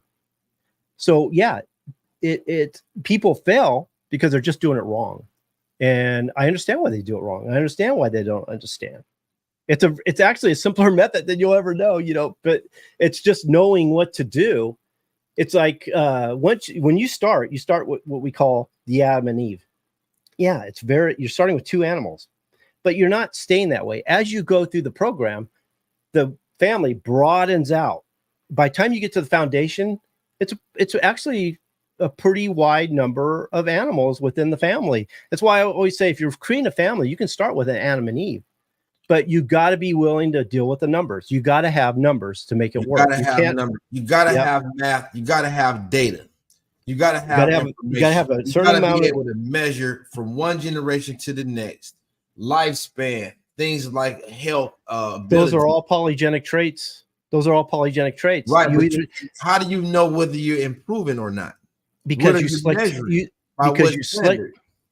selecting to the animals at the highest intensity, and over time they improve. They never improve with one outcross, one infusion, or one cross. Those kind of things are people think they did it, but they only got hybrid vigor, and hybrid vigor is very temporary. Okay, that's why after a few generations, things start going wrong, and they go, "Oh, I messed up." Though I'm not sure about that though, Kenny, because think about this with chickens, especially. No, I'm not talking about chickens. I teach all kinds of breeders, dogs. Right. But no, I'm saying it makes sense. Think about it though. If you're looking at for advancing meat bird, advancing milk production, right? You're saying that if we cross in two different varieties, you're saying we're from a sampling, we won't find or be able to identify one specimen to select for that has the desired increase in milk production. We won't be able to achieve that in one generation. If not to improve an established family, but if you decide to use that animal as an Adam or Eve, then maybe. Okay, let me teach you. Let me show you what hybrid vigor is all about. Okay, so let's say I pick two animals. I pick a male and a female. It doesn't matter who they are, where they came from. It doesn't even matter if they're pure or not. Let's just say those two animals represent 100%. That's the mark where they're at. Where they are at is we're going to consider 100%. So they're 100% of their potential, not measured to or compared to anybody else. So if you're at 100%, I'm interrupt you. No, I'm not done. No. That's just a reference point. That's just a reference how point. How can they improve then? I'm going to show you. Okay, so I breed those two animals together. They're unrelated. They're not related with each other. I breed them together. The offspring are hybrids. They're hybrid, and they're the product of hybrid vigor. So those offspring are going to be bigger, better, faster, stronger, smarter. They're going to have all the elements of looking like a very superior animal, and they are. Okay, they're like 120 to 130% of their original parents' potential. Okay, so wait. So I breed those together, or I even breed them to other hybrids that are not related to them. And we don't go up. We don't go 140, 150%. We don't even maintain the 130%.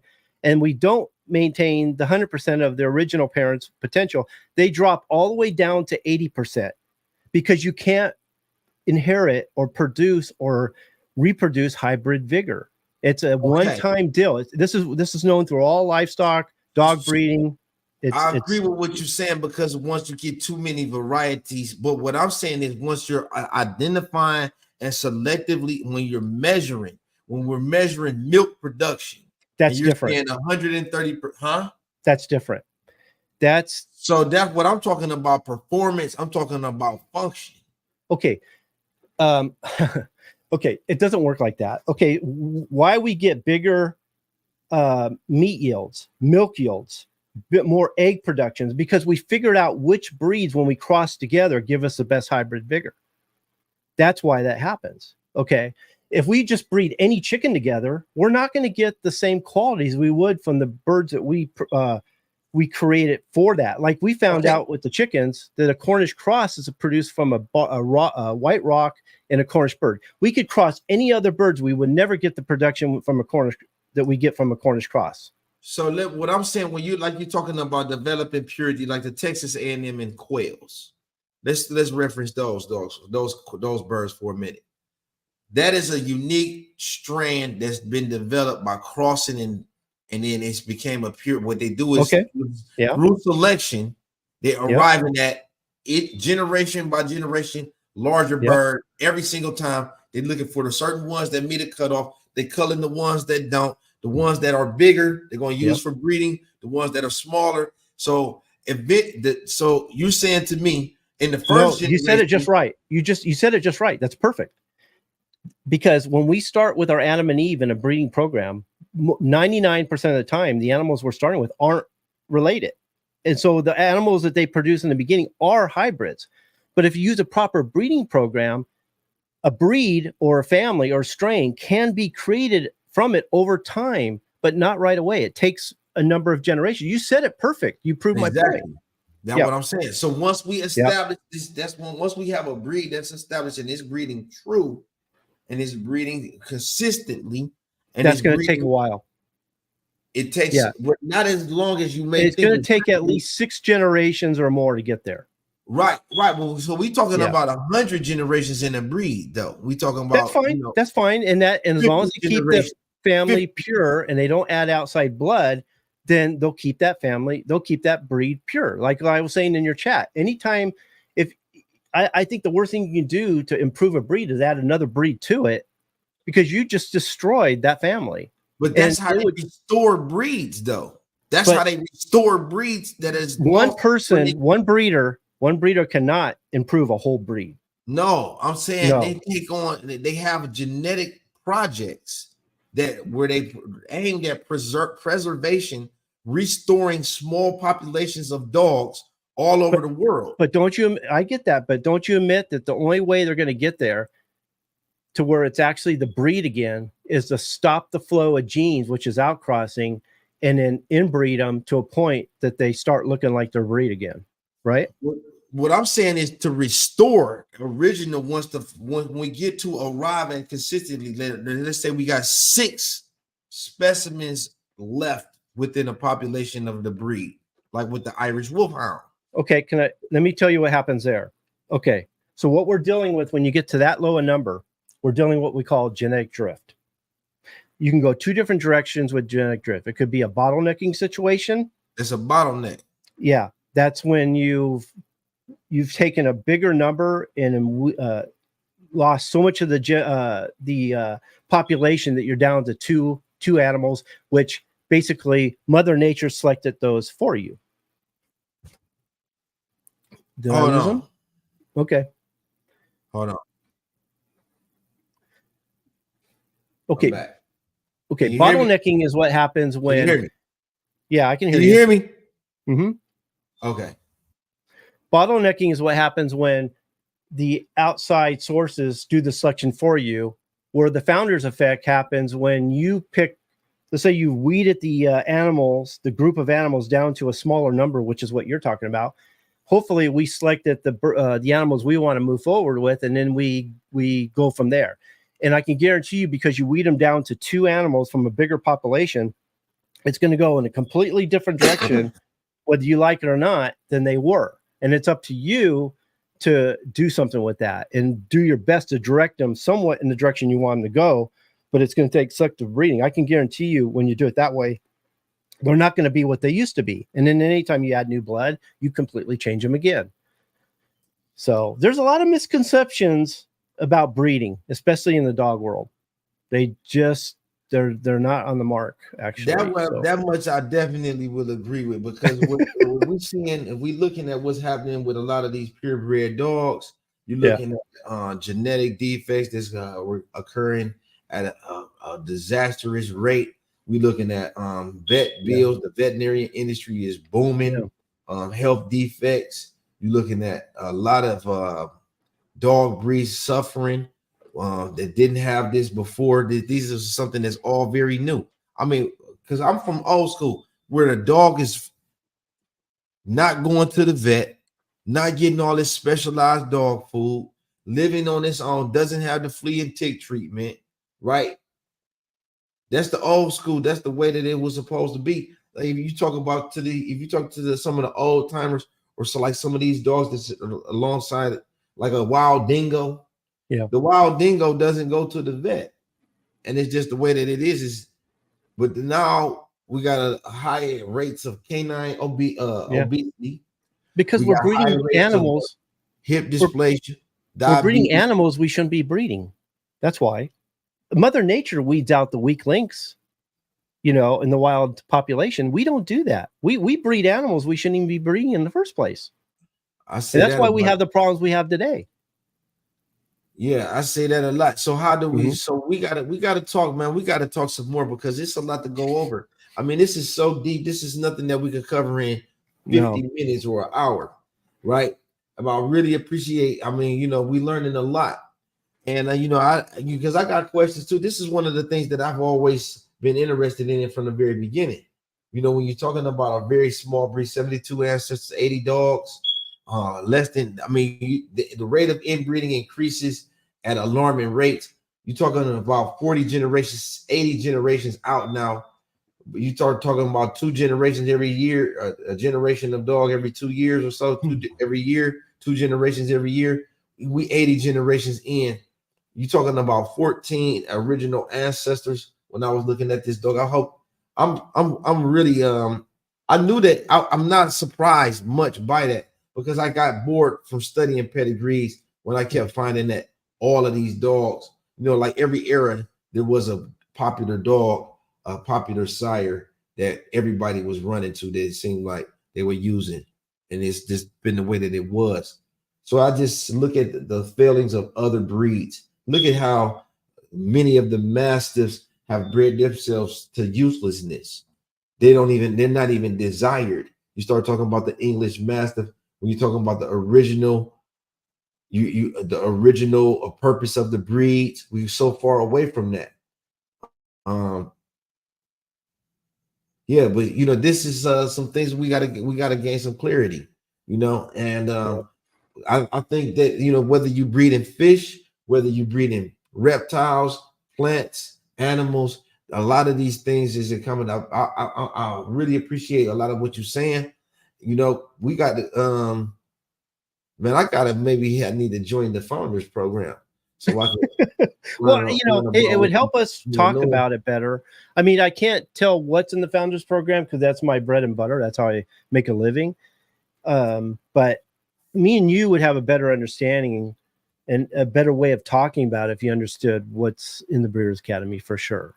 Yeah, because one thing that I know is happening all over, and a lot of this, what they're saying, what I'm finding out is the inbreeding is the problem. Inbreeding is the problem with purebred. Well, it is because they don't do it right. It's not the problem they think it is. Most people they're fearful of inbreeding, and they've never even done it. They've never really put it to the test. They never really we could do a whole show on inbreeding. I put it to the test, and I got some dogs with some real high COIs. That's because your dogs had a lot of stuff in there from outcrossing in the first place. But we need to find those. Tell me this, because I never seen this. From the offspring that showed deleterious defects, issues, not all of them in the litter were bad, right? No, I'm saying, so I was going to tell you about this one litter that I had built another, like revitalized my program. I had 4 puppies in the litter. Only one of them worked out. But you listen to the pain and the heartache. I placed one with my sister. She's asking me questions, man. When is I'm going to bring Bruce some buns over there?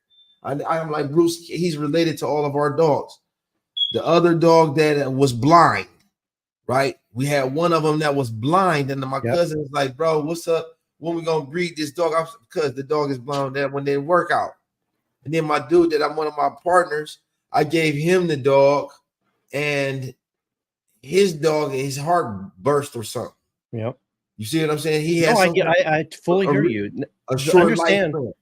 That's why not everybody should be a breeder, okay? Because it takes culling. You're going to run into those kind of things because there's so much crap within the gene pool of these dogs. Okay. And it's your job to weed those out. So like you said, not all of them had issues. One of them was okay. Well, that's all you need. Okay. To move forward. That's what I built. You got to be willing to cull. That's what I reestablished. But then I started crossing.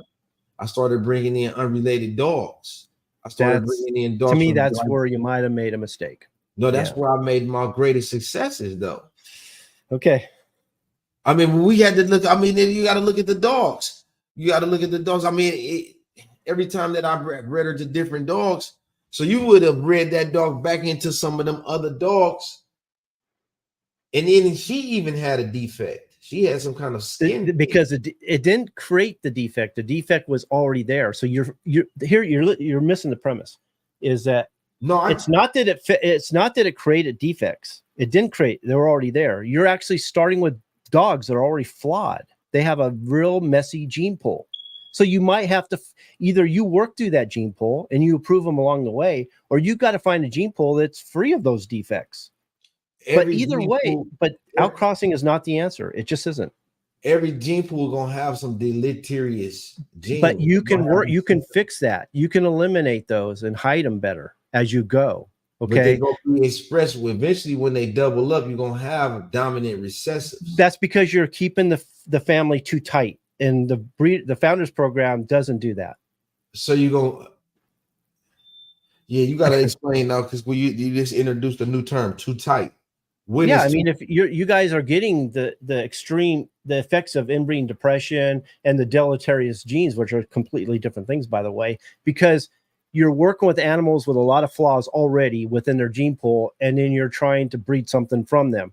Well, that's fine if you're willing to work and find the ones that don't express the defect, and you breed to those, and you keep getting rid of the ones that are showing the defect, breed to the ones that don't, and eventually you'll see that defect disappear. well, what about the mutations? Eventually, you're gonna have mutations are spontaneous. They come and they go.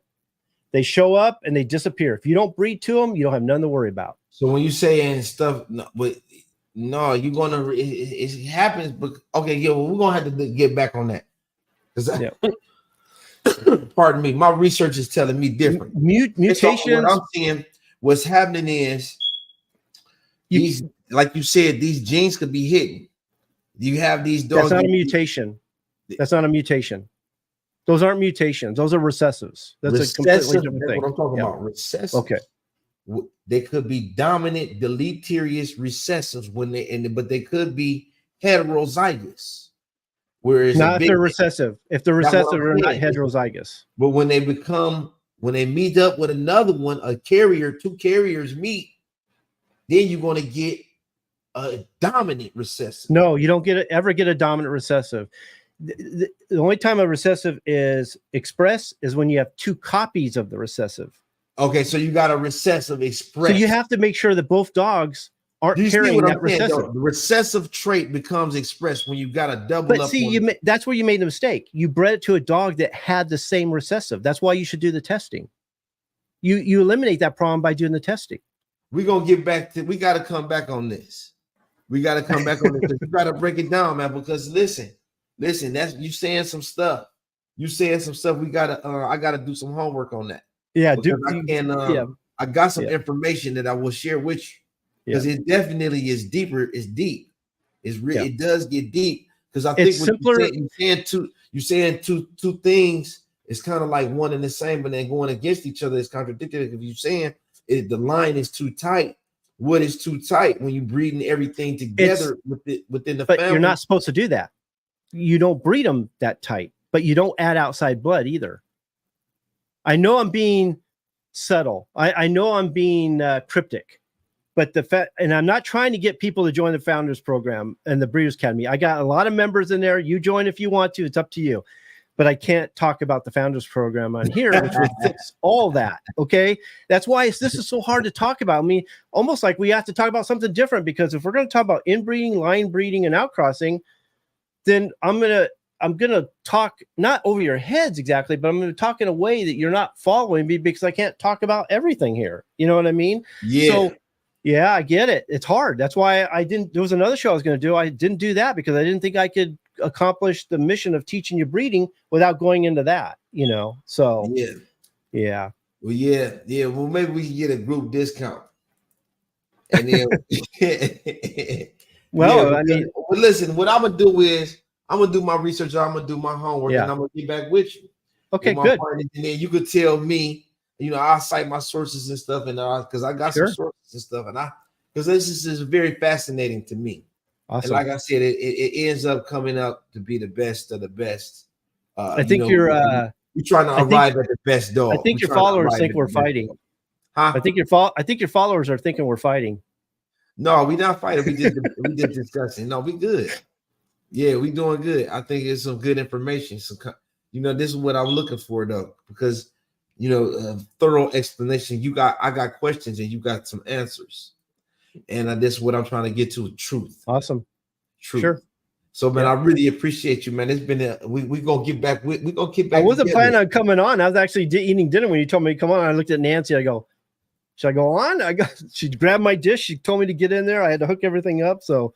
Well, yeah, man, I'm glad that you came and listen. I hope that everybody picked up some good information and something that could benefit y'all. If not, I hope I didn't confuse people, because I felt like I was being cryptic. Yeah, no, you good, man. You good. Yeah. We're gonna learn more. You gave me some things to study and some things to think about. But until then, we're gonna get back with you, Kenny. You let me know when you have time. I'm gonna shoot you the email. like I'm gonna be here though. Because I'm finna lock myself down. I got a whole bunch of stuff getting ready that we bringing up to the table. I made a lot of promises, and the one thing that I am for sure is a man of my word. I'm coming through for my people, just like they there for me. I'm there for them. So yeah, he now say, what did you think of the question? Maybe we can get you to go back on there on YouTube. Kenny Troiano, y'all at the Breeders Academy. Check him out when you get a chance. Anything you want to say in closing, bro? We're gonna catch up with you. What you want to say before we go? No, I'm just glad to be on here and talk with you, and hopefully we taught somebody something and maybe gave them a little more clarity on breeding and the factors that exist. And that's my only goal, is to change. We have a term. It's not only do we want to change the way you breed your birds, or I'm sorry, I'm about the birds, but not only do we want to change the way you breed your dogs, or not. Okay, hold on. Not only do we want to change how you breed them, but we want to change the way you think about breeding. Okay, because it's, oh man, there's so much to know, and you guys would have so much more fun and get such better results if you just change the way you think about things and just tweak a few things, and you'll be a lot happier. Because there's just a lot of people passing a lot of misinformation, and it's a wonder why the beginners just aren't getting there. They're just not getting the results that some of the good breeders are, because they're not really letting out the secret, I guess you could say. So, but I'm glad to be here. All right, yeah, man. Thank you so much, man. And we're gonna bring it back, man. I'm gonna take up with y'all on the email, and then everybody enjoy the rest of y'all evening. We're gonna bring it back. We're coming through again for you tomorrow with something different, but we coming through, y'all. I'm gonna do my homework, and until then, y'all stay busy, stay focused. Peace. No rush, go and move dumb. Back and forth, push and shove. Make your peace and love turn to peace and gloves. Now you got a deal run up.